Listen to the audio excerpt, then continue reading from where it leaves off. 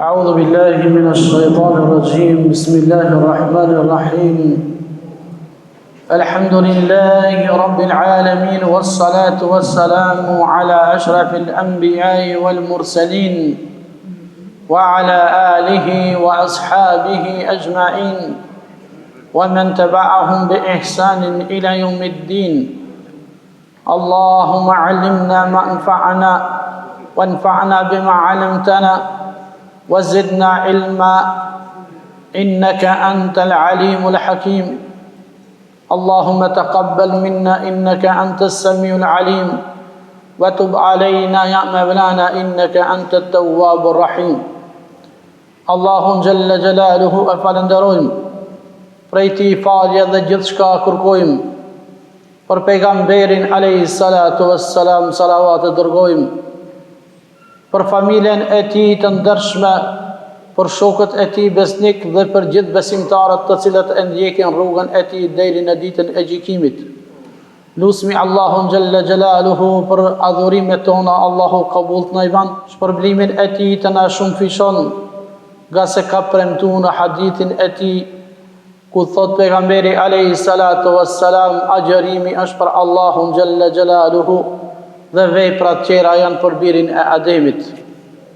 Prandaj vëllezër të dashur, ditët të cilat i kaluan, do të thotë 1/3 e Ramazanit kaloi.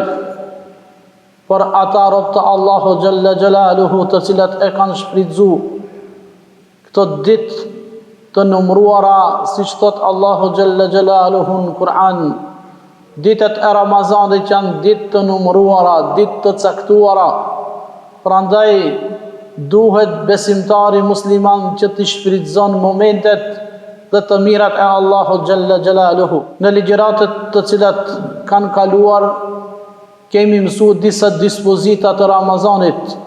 Ato ishin Ramazani dhe lirimi i njerëzve nga agjërimi në muajin e Ramazanit, një ashtu personat të cilat nuk e kanë obligim të e kompenzojnë siç i cekën në ligjëratë që shkon, dhe personat të cilat e kanë obligim të e kompenzojnë agjërimin pas muajit të Ramazanit.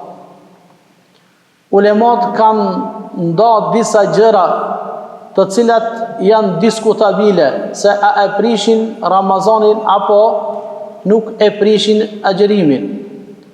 Prandaj, si për çdo adhurim, edhe për agjërimin e këtij muaji, Allahu Jalla Jalaluhu ka çu dispozita. Allahu Jalla Jalaluhu ka vur kushte, ka vur kritere. Prandaj janë disa gjëra të cilat besimtarit është në mëdyshje se a ka prish agjërimin apo nuk e ka prish. Prandaj ulemat këto di çështje i ndajnë në di situata që e prish agjërimin dhe që kërkon kompenzim, do të duhet të bëj kaza ditën të cilën e ka prish. Dhe e dyta është situata që e prishin agjërimin dhe kërkojnë kompenzim, një ashtu kërkon edhe kefaret, shpagimin e tij.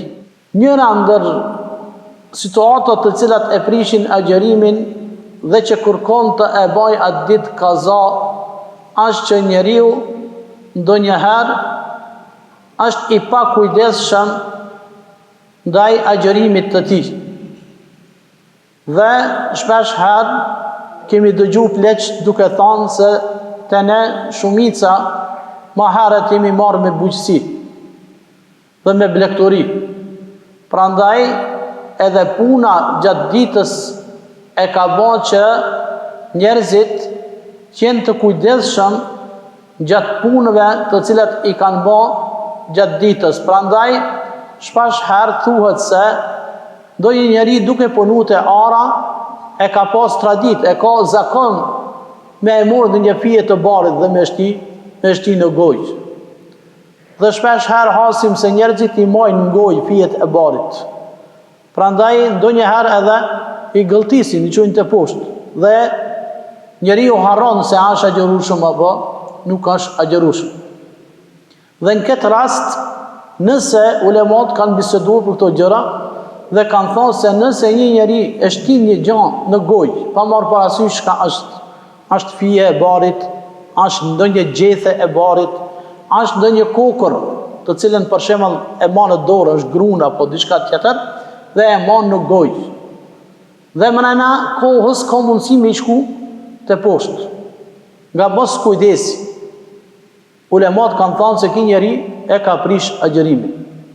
Të thotë e ka prish agjërimin nga pa kujdesia e tij.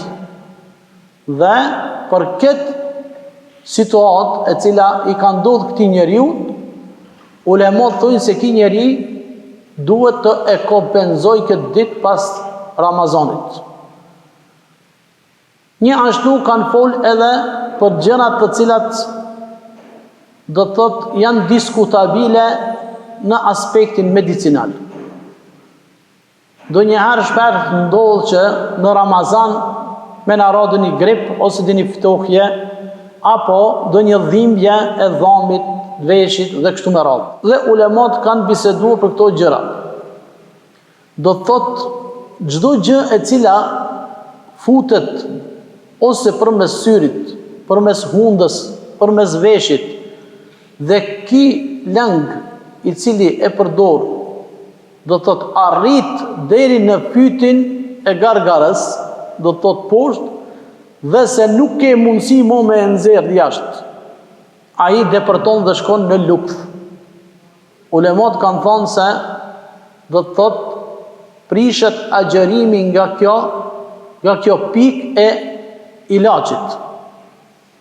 Dhe se duhet me pas besimtari kujdes. Nëse nuk ka mundësi me bon durim deri kur vjen iftari dhe mos me e përdor këtë ilaç, atëherë ai duhet me e prish këtë ditë, me e morr medikamentin ashtu qish e ka propozu mjeku i tij dhe me e agjëru një ditë pas Ramazanit. Ajo e cila është diskutabile se njerëzit e kanë bon tradit të na për çdo ditë, do të thotë me bon gusull dhe me e la trupin, sidomos që tash kushtet janë të mira dhe njerëzit për çdo ditë bojnë tush. Dhe nuk e kanë kujdesin e tyre se ka mundësi mrenda, do të thotë tushit ka mundësi me depërtu uji ose përmes hundës, ose përmes gojës, apo përmes veshve. Prandaj duhet me pas kujdes dhe ulemat e konsiderojnë, do të thotë me ju hik gjërave të dyshimta, siç ka thënë pejgamberi alayhi salatu wasalam, ikjuni gjërave të dyshimta. Prandaj besimtari musliman gjatë Ramazanit është mirë të lahet, të pastrohet, jo gjatë ditës kur është agjërueshëm, po kur e ka mundësin natën. Do të thotë për natën nuk është problem, mirë po mrena ditës, nëse një pik ujë i shkon poshtë përmes hundës, prishet agjërimi. Nga mos kujdesia e tij. Prandaj ulemat kanë thënë se ky njeri do të thotë duhet patjetër me agjëru këtë ditë.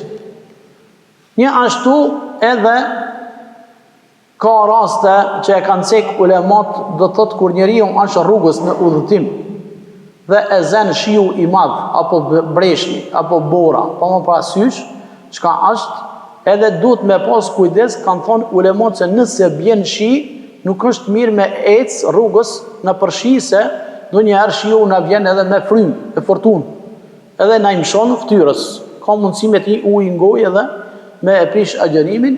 Është mirë që me u ndal në një vend, me u struk, do të thotë në një stre ku nuk të rrok shiu dhe me prit derisa të nalet shiu, nga se ka mundësi me të hi ujë në gojë dhe me ta prish agjërimin. Kështu që do të thotë këto ishin disa gjëra të cilat janë diskutabile ose janë gjëra të cilat kanë mundësi me ta prish agjërimin. Një ashtu pejgamberi alayhi salatu wassalam e ka cek edhe kur të marrim abdes. Kur të marrim abdes, pejgamberi alayhi salam ju ka tërheq vërejqen shokëve të vet. Dhe ju ka thënë, kur ta shpërlani gojën, i thojnë madh arabisht. Do të thotë, ku ta shtish ujin në gojë, e shpërlan dhe nuk e ngren kokën larg me vë gargar.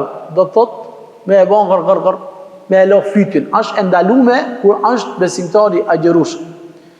Një ashtu e dyta që i thojnë istinshaq, me fut ujin në hun. Pejgamberi alayhis salatu wassalam gjatë Ramazanit e ka ndalu me e tërheq, me e ngrejt ujin deri në khajshume, deri në alt këtu te huna, sepse ka mundësi uji me depërtu në fit. Dhe ka thonë, nëse jeni agjërushëm, vetëm e shtini ujin në hund edhe nuk e tërheqni, do të thot ujin në alt, nga se ka mundësi me ta prish agjërimin. E nëse ndodh kjo, atëherë agjërimi prishet. Një ashtu, do të thot ulemat janë dy mendime ndahen kur njeriu është agjërushëm dhe qëndron me një vend ku ati ka njerëz që nuk agjërojnë. Dhe çka bojnë? Ato pinë duhan. E nëse ti qëndron atje, dhe sidomos ato që e pinë duhanin, ndonjëherë do të thot njerëzit shkojnë ose udhtojnë me një vend, prej vendit tjetër, me një vend tjetër, dhe hinë në një ambient ku njerëzit ka mundësi ati me pi duan, ose nuk janë musliman ato. Edhe ki qëndron ati dhe i vjen mirë, kanë thonë ulemat. I vjen mirë pse? E njën erën e duhanit, e nuhat. Sidomos duhanxhit, do të thot, kur ta dëgjojnë, do të thënë kur ta nuhatin erën ju vjen mirë. Ulemat kanë thonë janë ndonë dy mendime. Njëri prej atyre kanë thonë se nëse e ndjen erën e duhanit dhe e ndjen atë lezetin, atë do të thot atë të mirën të cilën e kërkon trupi e ati, thojnë se agjërimi i tij është prishet ditë. Ulemat qetëri mendim thojnë se nuk prishet agjërimi, mirë po është gjunaçar. Edhe mendimi më i mirë është mendimi i dytë. Do të thotë besimtari musliman duhet me ju ik këtine gjërave. Nëse shkon me një vend dhe e shef se ato janë duke pirë duhan, mos hynë në atë vend. Kështu që do të thotë këto dy mendime janë të ulemave, mirë po mendimi më i mirë thashë se ai nuk e prish agjërimin, mirë po është nga ato që është gjunaçar. Personi i cili është viktim, do të thotë e kanë përmend ulemat, nëse besimtari musliman ndodhet pavarësisht në një regjim apo luftë, themi, dhe përdhunohet nga ana e armikut. Ulemat kanë thonë se ki njeri, do të thotë, ju ka prish agjërimi dhe e ka borç me e bon kaza këtë ditë. Do të thotë, na e dim se në luftët të cilët kanë ndodhur, si në Kosovë, po edhe në Bosnë, edhe në për luftet tjera, që armiqët i kanë përdhunu gratë dhe motrat tona. Do të thotë, nuk e kanë këshyra, ato a është agjërim, a nuk është agjërim. Në kësi raste, do të thotë, ato detyrohen me e kompenzu atë ditë nëse ju ka ndodhur ky krim të cilën dhe kanë ra viktim e armikut. Ajo e cila është diskutabile dhe është, do të thotë, e ndishme se a prishet agjërimi, ajo është edhe vjedhja. Ulemat kanë thonë se vjedhja, do të thotë, është dy llojsh. Kemi ndonjëherë vjedhje e cila duke guksu jashtë del një çfarë uji nga lukthi. Ki uji i guksimit nuk është vjedhje, do të thotë, dhe nuk e prish agjërimin. Mirë po nëse del ushqimin të cilin e ke ngrënë edhe vjell e nxjerr ushqimin jashtë, ulemat thonë se do të thotë e ka prish agjërimin dhe ki njeri obligohet me agjëru një ditë pas Ramazanit. Ajo e cila është e ndishme të disa njerëz, ndodh kjo që kur qohen njerëzit me ngronë si firë, ndonjëherë ju ndodh i zën gjumi vonë. Dhe nga habia, nga tronditje e madhe, nuk e shikon sa është sahati. Po me të nga me shkon të uji, të pjeni uj, do të thotë të pjeni gotë me uj, edhe nuk e shef se koha e si firit vetëm se ka kalu. Mase e pjeni ujin, atëherë i bjen mend me po sahatin se a ka hi koha e si firit apo jo, kur e shef vetëm se koha ka hi maharët, thujnë uleman se ki njeri atë ditë duhet të e kompenzoj me një ditë tjetër. Do të thotë duhet të e kompenzojnë nga pakujdesia e tij e cila i ka ndodhur. Një ashtu edhe gjatë iftarit. Do të thotë këto dy koha të cilat janë të ndihshme, duhet me pas kujdes muslimani, do të thotë edhe gjatë iftarit. Për atë, nga suneti i Muhamedit alayhi salatu wasalam është që njëri kur bëj iftar të bëjë me familjen bashkë. Ose nëse është me një vend ku s'ka familje, do të thotë, mu bë me një shok, dy veta me kon, se kur janë dy, është pak më mirë dhe e kujtojnë njëri tjetrin. Do të thotë me pas kujdes, mos me ngran, mos muhabit, do të thonë me kon i kujdesshëm me e prit kohën e iftarit.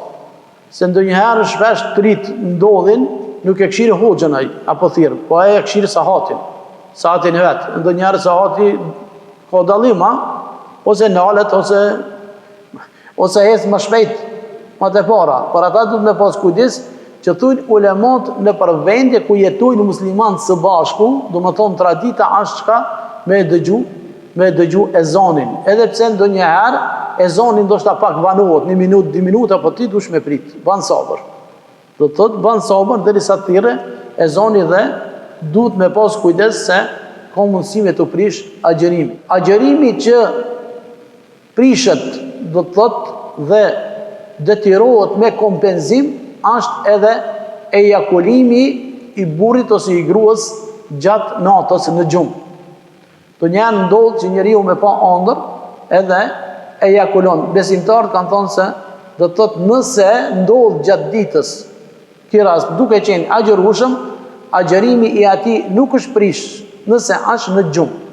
Do të thotë, ai e vazhdon agjerimin e tij dhe se nuk ka nevojë me bon kaza. Mirë po, nëse e ban me qëllim, nëse e ban duke, do të thotë, ose duke bo marrëdhënie me gruan, apo duke, do të thotë, sidomos të beqartë, është çështja shpesh herë problematik më e madhe të ne është, do të thotë, telefonin, se ai e man telefonin kur të flenjë ditën e man afër dhe ka mundësi me bë gjëra haram dhe ai duke lut, do të thotë, ka mundësi me ejakulu.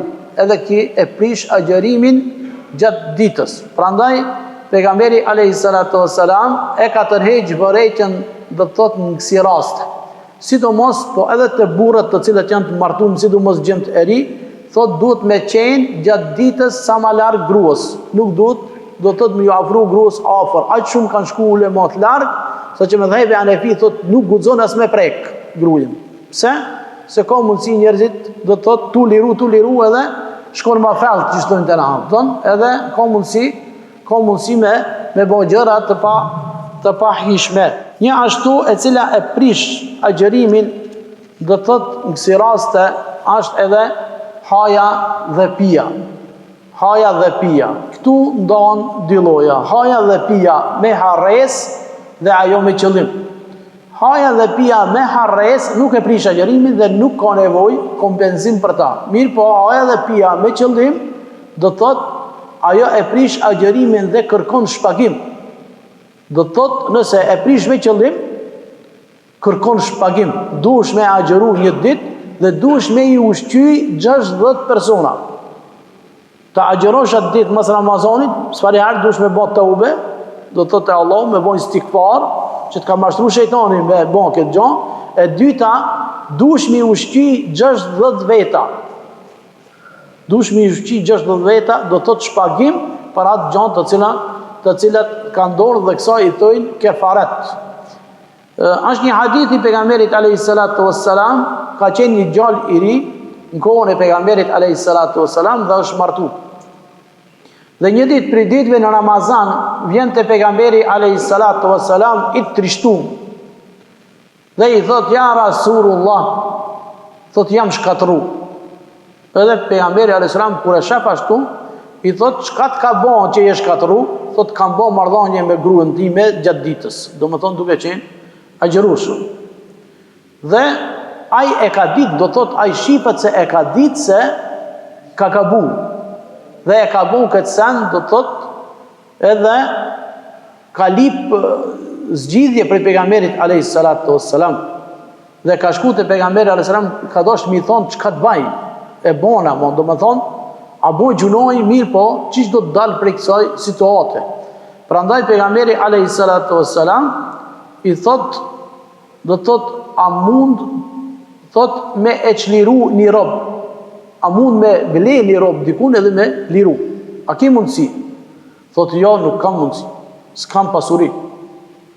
Thot pejgamberi alayhi salatu wassalam, thot, a mundësh me i agjëru 60 dit radhazi, do më thonë mos me prish asë një dit, 12 dit me i agjëru, do thot mos me prish asë një dit agjërimin. Thot jo, nuk kam mundësi. Thot, a ki mundësi, thot, me i ushqy 60 të varfur?